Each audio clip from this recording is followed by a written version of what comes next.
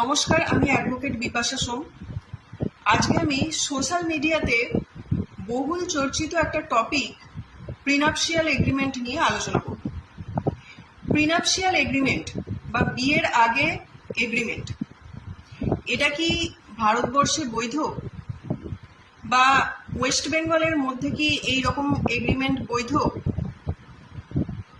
এখন দেখা যাচ্ছে যে অনেকেই সোশ্যাল মিডিয়াতে বলছে যে আজকালকার দিনে ডিভোর্সের হার এত বেড়ে গেছে, মেয়েরা বিয়ের পর ডিভোর্স দিচ্ছে এবং অ্যালিমনি চাইছে, হিউজ অ্যালিমনি ক্লেম করছে।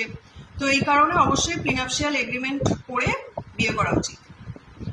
কিন্তু আসল সত্যি হচ্ছে এটা যে ভারতবর্ষের কোনো আইনে প্রিনাপশিয়াল এগ্রিমেন্ট বলে কোনো কিছু মেনশন করা নেই এবং এটির স্বীকৃতি দেওয়া নেই।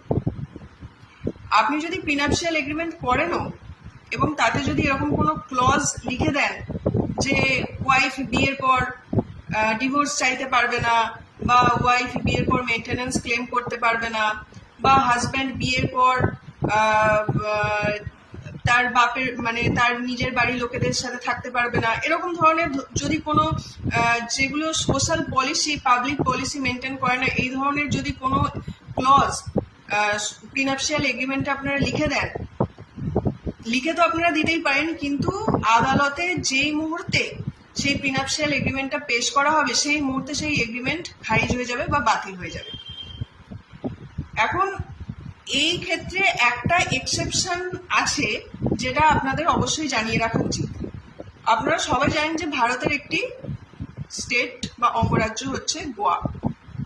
সেখানে কিন্তু প্রিনাপশিয়াল এগ্রিমেন্ট বৈধ।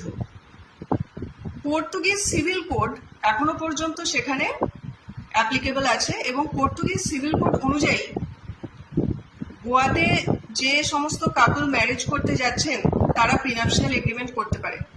কিন্তু সেখানেও একটা ব্যাপার আছে, তারা প্রিনাপশিয়াল এগ্রিমেন্ট এমন কোনো ক্লজ নিয়ে করতে পারবেন না যে ক্লজটা পাবলিক পলিসি বা ভারতের কোনো আইনকে লঙ্ঘন করছে। যেমন হিন্দু ম্যারেজ অ্যাক্ট বা মুসলিম ম্যারেজ অ্যাক্ট বা খ্রিস্টান ম্যারেজ অ্যাক্ট বা divorce act, special marriage act, এই সমস্ত অ্যাক্টে থাকা যে ক্লজগুলো আছে সেই ক্লজগুলো ভায়োলেট করছে এরকম কোনো ক্লজ কিন্তু তারা এগ্রিমেন্টের মধ্যে রাখতে পারবে না। শুধুমাত্র সম্পত্তিগত বিষয়, মানে ধরুন কোনো একটা পার্টিকুলার প্রপার্টি বিয়ের পর যদি ওয়াইফ বা হাজব্যান্ড ডিভোর্সের পথে হাঁটে, সেক্ষেত্রে হয়তো লিখে দেওয়া হলো যে কোনো পার্টিকুলার প্রপার্টি তারা ক্লেম করতে পারবে না, বা হাজব্যান্ড ওয়াইফ